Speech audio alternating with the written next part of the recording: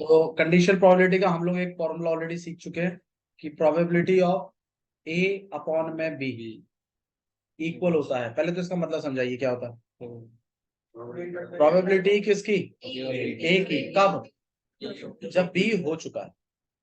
सही है, ए upon B का मतलब। और फॉर्मूला क्या है इसका? Probability of A intersection B upon में प्रोबेबिलिटी ऑफ, ये इसका फॉर्मूला है। ए इंटरसेक्शन बी अपॉन में प्रोबेबिलिटी ऑफ बी, ये इसका फॉर्मूला। ठीक है, कंडीशनल प्रोबेबिलिटी। अब इन्होंने क्या किया, जो स्टार्टिंग के 5 क्वेश्चन थे उसमें से कभी इसकी वैल्यू दे दी, कभी इसकी वैल्यू दे दी, ये पूछ लिया, कभी इसकी वैल्यू दे दी, ये दे दिया, ये पूछ लिया।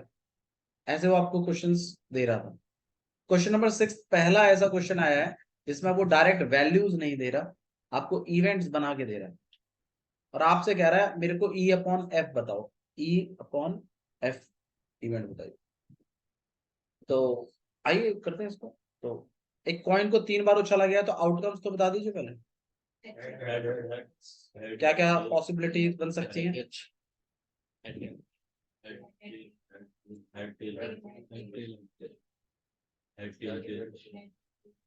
ये सब ऐड किया, फिर आगे पास टेल किया,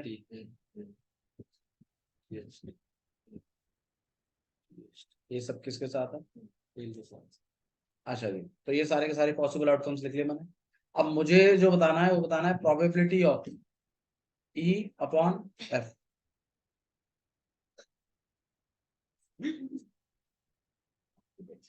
probability of E upon F, probability of E intersection F upon में प्रोबेबिलिटी ऑफ एफ। उसको मतलब मत लगाओ ना, योगेश को दे दो, अमन को दे दो फिर यार फिर दोबारा खुलेगी फिर आवाज होगी।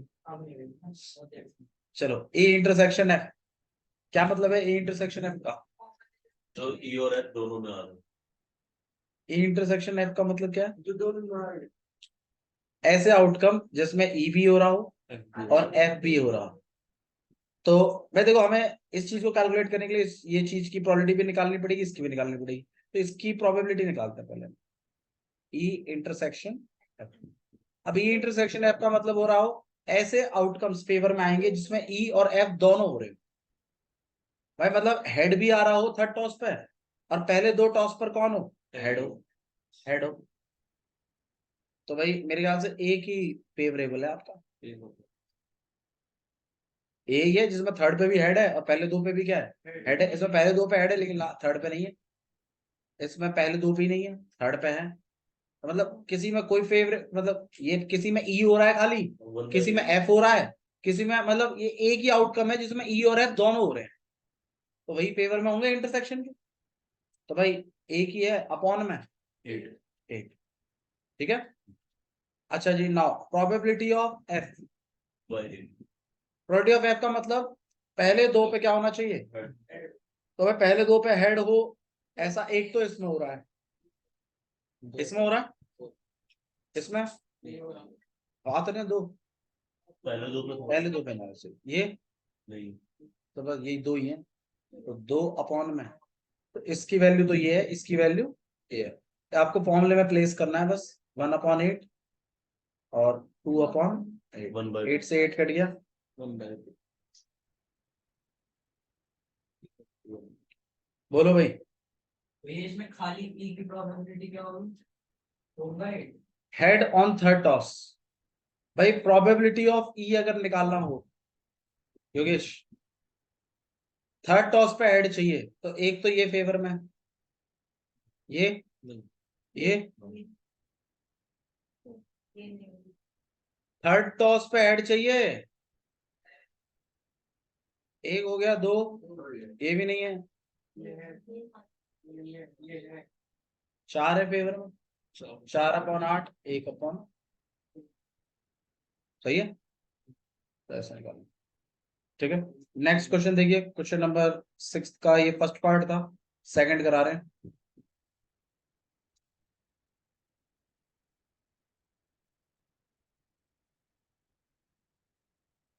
सेकंड पार्ट में आपसे बोला गया है कि जो आपका ई इवेंट है, सेकंड वाले पार्ट, जो आपका ई इवेंट है वो है एटलीस्ट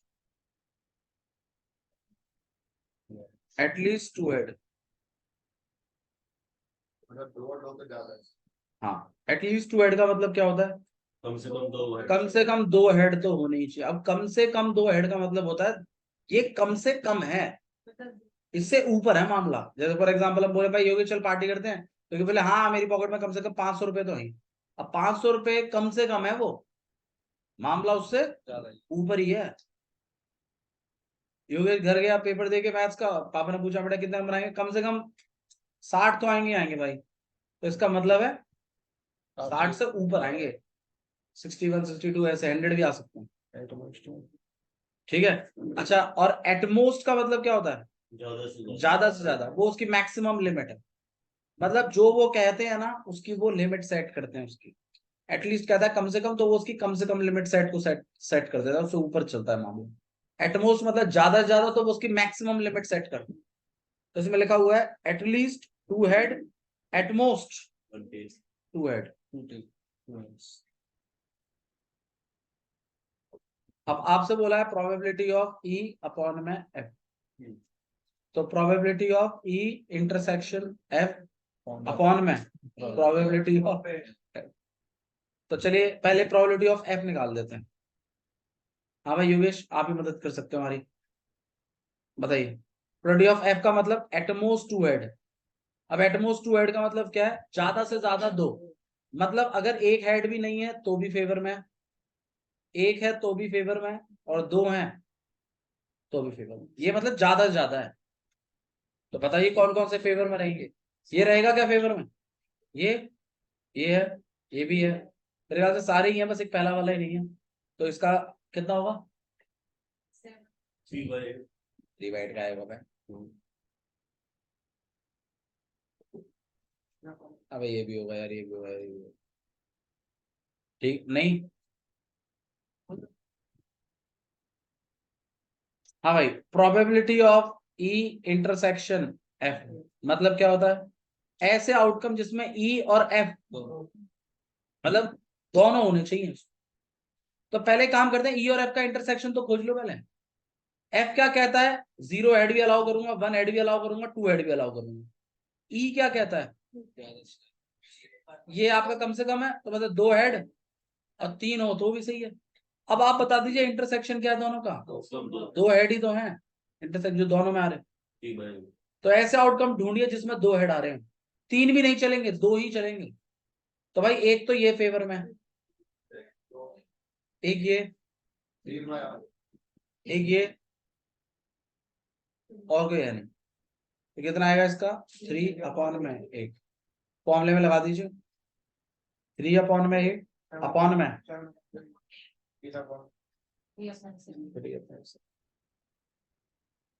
नहीं, बोलो भाई। ठीक है, ठीक।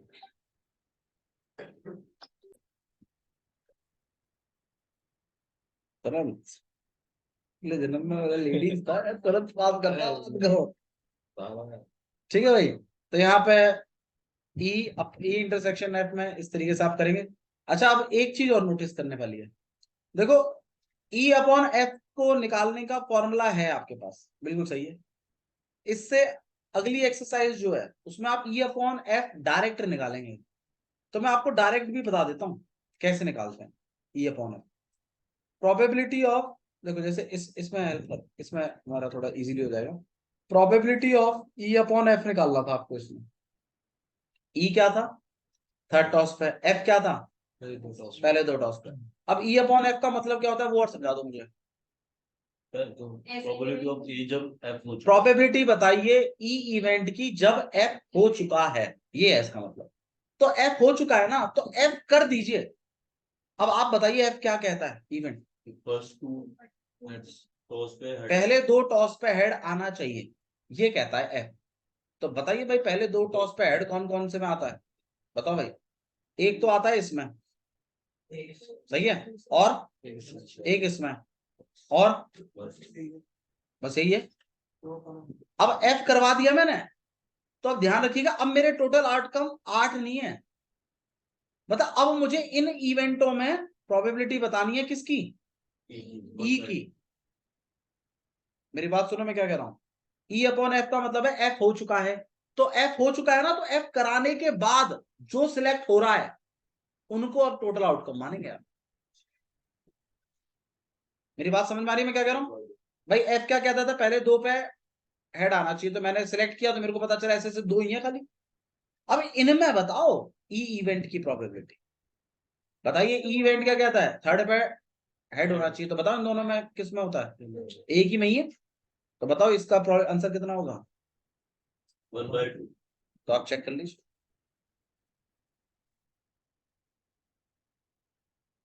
मेरी बात समझ में आई थोड़ी सी मैंने क्या कही, नहीं दोबारा गौर करते हैं इस पर।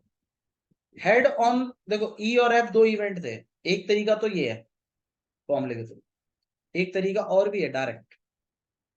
अब डायरेक्ट करने के लिए आप लोग नॉर्मली आउटकम वो मानते हो जो यहां पर चल रहे हैं, लेकिन ई अपॉन एफ ये कहता है कि पहले ना एफ वाले आउटकमों को निकाल लो और उनमें ई की प्रोबेबिलिटी बताओ। तो एफ क्या कह रहा था कि पहले दो टॉस पे क्या चाहिए मेरे को, हेड चाहिए, तो भाई मैंने सिलेक्ट करे तो मेरे पास दो ही आउटकम आए, एक तो ये रहा और एक ये रहा। तो मतलब मेरे को इन दो इवेंटों में ना, अब इन दो आउटकमों में ना मुझे ई की प्रोबेबिलिटी बतानी है। ये है ई अपॉन एफ का मतलब कि एफ के आउटकमों में ई की प्रोबेबिलिटी बताओ। तो एफ ने तो कह दिया ये दो आउटकम है मेरी तरफ से, तो अब तुम बताओ ई की, ई मतलब क्या, थर्ड टॉस पे क्या आना चाहिए, तो बता दीजिए कितने हैं फेवर में, एक ही है, तो 1 अपॉन में 2। हल्का फुल्का तो आया होगा समझ में। आ जाओ चलो नेक्स्ट वाले को देखते हैं। करने का एक प्रोसेस तो यही है, एक डायरेक्ट भी है, मैं बस वो बताना चाहता हूं। अब आप बताइए, हाँ भाई क्या कह रहा था मामला, ई अपॉन एफ का, तो probability of E upon F. हाँ भाई एफ इवेंट क्या कहता है, at most two head. At most two head का मतलब क्या होता है भाई, ज्यादा दो हेड। अब तुम ज्यादा दो हेड बताओ भाई कौन कौन से फेवर में डाल रहे हो उनको, बताओ भाई कौन कौन से रखो फेवर में, इसको रख लूं, इसको, ये तो रहेगा फेवर में, ये सही, ये सही है, ये भी सही है, ये भी सही है, ये भी सही है ना एटमोस्ट, ये भी सही है, ये भी सही है, ये भी सही है, और ये भी सही है। अब इनमें तुम मुझे ई की प्रोबेबिलिटी बताओ। अब ई क्या कहता है, तो दो ऐड या फिर तीन ऐड भी चलेंगे। अब आप बता दीजिए इसमें से दो ऐड और तीन ऐड वाले, तीन ऐड तो इसमें बनता ही नहीं है, वो तो अलग था, तो उसको भूल जाओ, अब वो काउंट नहीं होगा। बताओ भाई दो और तीन वाले, एक तो ये और ये और ये तो ही नहीं, ये तो भूल जाओ, ये, हाँ जी, और ये नहीं है, ये नहीं है, ये नहीं है, तो तीन ही है। कितना होगा इसका आंसर, 3 अपॉन में 7 या 8, 7 आंसर चेक कर लो भैया। फिर जब ऐसा था तो पहले बता देते, इतना क्यों सिखा रहे हो भाई। देखो इस एक्सरसाइज में ऐसे ही करना, पर मैं आपको डायरेक्ट भी निकालना बता रहा हूँ कि आप अपने आंसर को डायरेक्ट चेक करो, ठीक है। ई अपॉन एफ का मतलब बताया मैंने आपको क्या होता है, मतलब एफ के इवेंट को करा दीजिए, आउटकम निकाल लीजिए और उनमें ई की प्रोबेबिलिटी बताओ, ये होता है ई अपॉन एफ का मतलब, ठीक है। नेक्स्ट वाला क्वेश्चन देख रहे हैं, इसको भी हम डायरेक्ट भी तरीके से करेंगे और फॉर्मूले के थ्रू भी करेंगे। अब तीन कॉइन्स उछाले थे हमने, तो भाई प्रोबेबिलिटी मतलब आउटकम्स कैसे कैसे बताते हैं योगेश, तीन कॉइन्स थे बिल्कुल, हेड टेल, टेल हेड, ये सब किसके हैं, हेड के हैं, और ऐसे ही टेल के भी चलेंगे, head head, head tail, tail head, ये सब किसके हैं, टेल के। अब जी ई इवेंट क्या कहता है, एटमोस्ट टू टेल, और एफ इवेंट क्या कहता है, एटलीस्ट वन टेल। हाँ जी पहले डायरेक्ट डायरेक्ट पहले फॉर्मूले से शुरू करते हैं, चलो ई अपॉन एफ। हाँ भाई तो probability of E intersection F upon में प्रोबेबिलिटी ऑफ एफ। चलो भाई प्रोबेबिलिटी ऑफ एफ बता दो भाई योगेश। अच्छा एटमोस्ट टू टेल का मतलब क्या है, ज्यादा से ज्यादा दो टेल, तो भाई टेल की अगर बात करें तो 0 भी चलेगा, 1 चलेगा और 2 चलेगा। दो हाँ जी, तीन। एटलीस्ट 1 टेल का मतलब 2 और 3 2 और 3, एक भी तो आएगा, एटलीस्ट 1 2 3 ये होता है इसमें। ठीक है, अब probability of F at least 1 tail, बताओ भाई कितने फेवर में?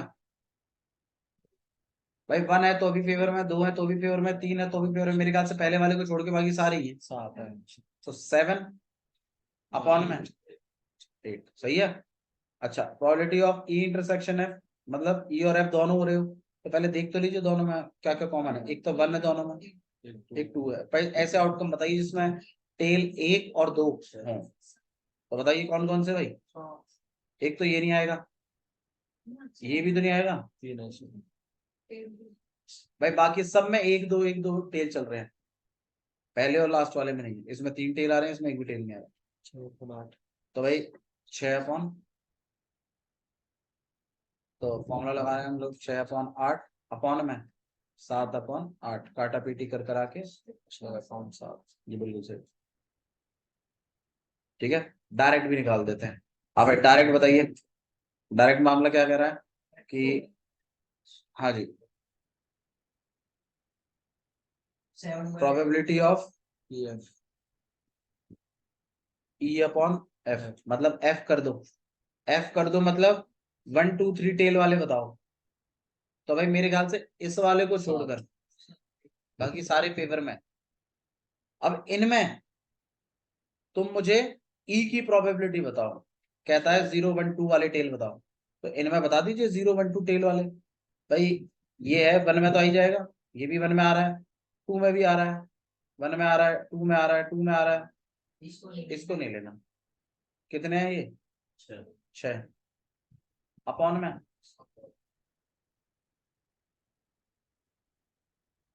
सही है।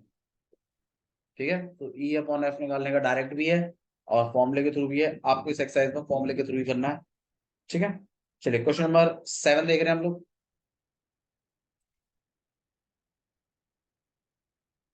दो कॉइन्स टॉस हुए हैं वंस, दो कॉइन्स को उछाला गया है, आउटकम्स बताइए। अच्छा ये वाला आप खुद ट्राई करेंगे भाई। 3 है टेल पे और ई इवेंट रखा गया है, टेल अपीयर ऑन 1 कॉइन, और एफ रखा गया है 1 कॉइन शो हेड।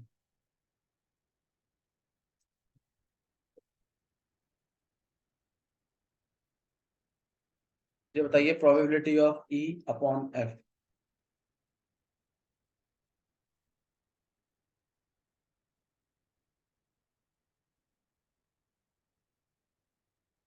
चलिए भाई ध्यान दीजिए, देखो भाई एक डाई को जो है वो 3 टाइम्स उछाला गया है, मैंने जो आउटकम्स लिखे हैं वो 2 डाइस को उछालने के लिखे हैं। ठीक है, 3 डाइस के नहीं लिखे हैं। लेकिन मुझे एक बात बताओ, अगर 3 डाइस को उछाला गया है तो मतलब क्या चीज बढ़ती? एक ही बार होता भाई जैसे 1 1 में है एक बार 1 और चलता, फिर 1 1 में 2 भी आता, 1 1 में 3 भी आता, 4 भी आता, 5 भी आता, और मतलब हर एक उसमें एक बार 6 आते। ये 36 ऑलरेडी हैं, हर एक में 6 और आते, तो 36 इंटू 6 216 आउटकम बनते टोटल। ठीक है, बस आपको जो ध्यान रखना है वो ये है कि हर आउटकम में 6 हैं।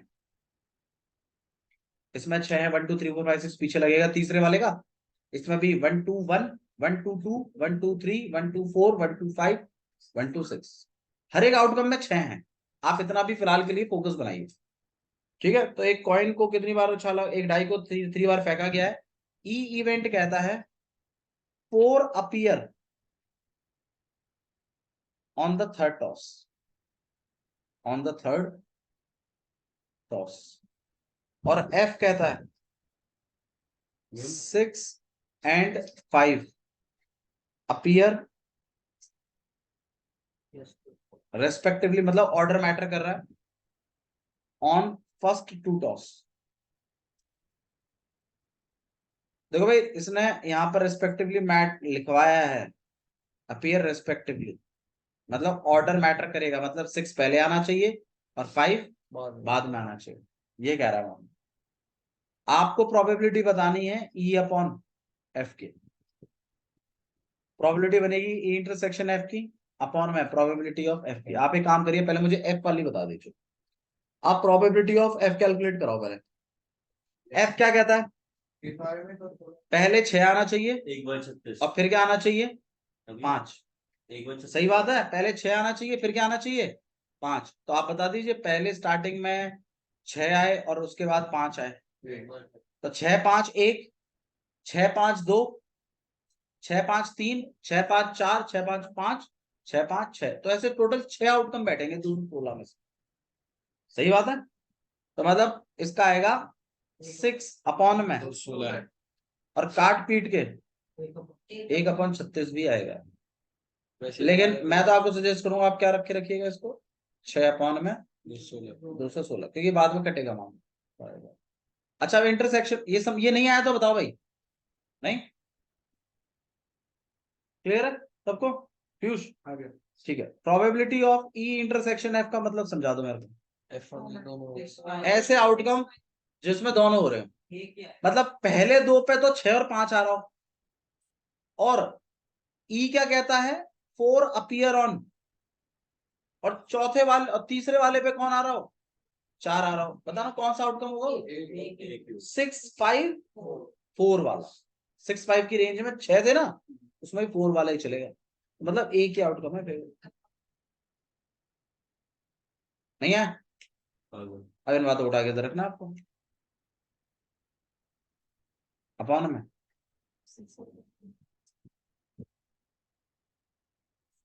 क्या होगा 1/216। 4 appear on the third toss. भाई अगर प्रोबेबिलिटी ऑफ ई ही निकालना होता मान लीजिए, तो फोर थर्ड टॉस पर 4 आना चाहिए। तो भाई मेरे ख्याल से थर्ड टॉस पे एक तो 1 1 में 4 आता है, 1 1 4, 1 2 4, 1 3 4, हर एक आउटकम में 4 आएगा अपॉन, मतलब थर्ड पे। भाई हर एक आउटकम में 6 आउटकम्स है, अभी 36 अपन 216 तो मतलब हर एक में 4 आ रहा है ना अपॉन में, मतलब लास्ट वाले में तो 36 तो हो ही गए। 36 अपॉन में 216। एक अपन से ठीक, एक मिनट आया। ठीक है, तो ऐसा कुछ करना है आपको। नेक्स्ट वाला देखिए, क्वेश्चन नंबर 9 आप खुद करेंगे, वो मैंने कराऊंगा। क्वेश्चन नंबर 10 कर रहे हैं भाई, अलग टाइप का क्वेश्चन है। क्वेश्चन नंबर 10 पे गौर करिए प्लीज, इंपॉर्टेंट है ये। आपको अब एक अलग तरीके के क्वेश्चंस ले आ रहा है। अभी तक आपको ई और एफ भी वही बना के देता था, लेकिन अब वो क्या कर रहा है ना, अब वो आपको क्वेश्चन दे रहा है बस, और ऐसे क्वेश्चन आएंगे आपको एग्जाम से। ई और एफ नहीं देगा आपको, वो आपको बनाने हैं। आपको ज्यादा से ज्यादा, मतलब अगर एक नंबर में क्वेश्चन पूछेगा तो 1 से लेके 5 तक पूछेगा एक नंबर में, सेक्शन ए में। लेकिन अगर बाकी सेक्शनों में जाएंगे तो फिर भाई फिर 10 से शुरू हो जाते हैं उसके क्वेश्चन। 10वां क्वेश्चन आ सकता है, 11वां नहीं आएगा, 12वां आ सकता है, 13वां आ सकता है, 14वां आ सकता है, 15वां। ये इनको कहते हैं स्टोरी क्वेश्चंस, इसमें स्टोरी होती है। ई और एफ वो नहीं बना के देता आपको, आपको खुद बनाना है अपनी समझ से। और ऐसे क्वेश्चंस आपको एग्जाम्स में आने के चांसेस हाई हैं। 2 नंबर में 3 नंबर में ऐसे पूछता है। देखिए क्वेश्चन नंबर 10 क्या लिखा है, a black and red dice are rolled. A black and red dice are rolled, मतलब एक ब्लैक और एक रेड डाई को रोल किया गया है। तो डाई रोल करी गई है भाई, तो मेरे ख्याल से ऐसे आउटकम्स लिखेंगे भाई 1 1, 1 2, 1 3, 1 4, 1 5, 1 6, है ना। फिर 2 1, 2 2, 2 3। भाई पहले वाले को हम रेड मान रहे, पहले वाले को हम ब्लैक मान रहे हैं, दूसरे वाले को हम रेड मान रहे हैं। ठीक है, ऐसा भी तो हो सकता है पहला वाला ब्लैक एंड रेड बोला तो वही पैटर्न चला रहा हूँ। रिस्पेक्टिवली है। हाँ, आप अलग कर लीजिए, पर किसी एक को रेड किसी एक को ब्लैक तो मानोगी। सही है, ठीक है। तो यहाँ पे 2 4, 2 5, 2 6। फिर ऐसे यहाँ पे 3 1, 3 2, 3 3, 3 4, 3 5 और 3 6। ऐसे 4 1, 4 2, 4 3, 4 4, 4 5, 4 6। फिर ऐसे आपके पास 5 1, 5 2, 5 3, 5 4, 5 5 और 5 6। फिर आपके पास 6 1, 6 2, 6 3 6 4 6 5 और 6 6, ये हमने बना लिया इसका सारा मामला। अब देखिए क्या बोला है, अब black and red dice are rolled. Question देखिए किस फॉर्मेट में लिख के आता है, फाइंड द कंडीशनल प्रोबेबिलिटी, मुझे कंडीशनल प्रोबेबिलिटी बताइए इस इवेंट की जब ये हो चुका है, ऐसे बोलता। तो ये हो चुका है तो वो तो नीचे लिखा जाएगा, और जिसकी प्रोबेबिलिटी बतानी है वो ऊपर लिखा जाएगा। इसी हिसाब से आप ए और बी सेट कर लिए, ई अपॉन एफ सेट कर लीजिए। ठीक है, समझ में आ रहा है ना। तो क्वेश्चन देखिए क्या लिखा है, find the conditional probability of obtaining some greater than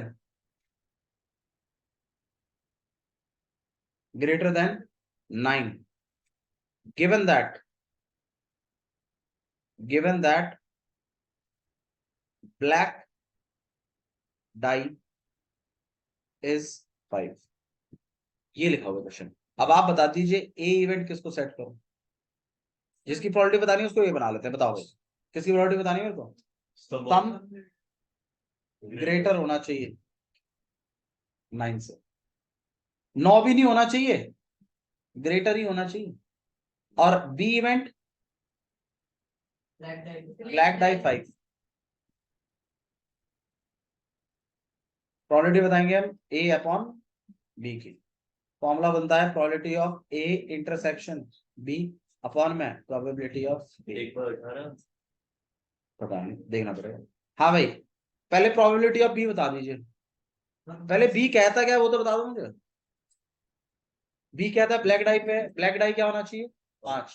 तुम ब्लैक को फर्स्ट वाला मान रहे हो है ना, और रेड को पीछे वाला। तो 5 कहाँ आ रहा है भैया, कितनों में आ रहा है, ये रहा, इन सब में आ रहा है 5। कितने हैं ये 6, तो इसका आएगा 6 अपॉन में 36। बता दो किसी को दिक्कत, ठीक है। अच्छा जी, now probability of A intersection B, मतलब दोनों हो रहे हो, दोनों हो रहे हो मतलब सम भी 9 से बड़ा हो और ब्लैक डाई पे 5 भी आ रहा हो। तो बताइए भाई कितने फेवर में है, 5 5 है एक तो, 5 6 और एक 5। अच्छा 6 5 नहीं होगा क्या, क्यों, ब्लैक डाई नहीं आ रही ना, रेड डाई आ रही है 5। ठीक है, तो इसका बैठेगा 2 अपॉन में 6। आज जब बैठाओगे इसको तो यहाँ पे आएगा भाई 2 अपॉन में 36 और 6 अपॉन में 36, तो आंसर आएगा 1 अपॉन। आया, ठीक है। आप क्वेश्चंस ट्राई कर सकते हैं इस एक्सरसाइज के पूरे, ठीक है। बाकी सारे क्वेश्चंस अगर डाउट में बनेंगे तो हम देखेंगे, ठीक है, जा सकते हैं।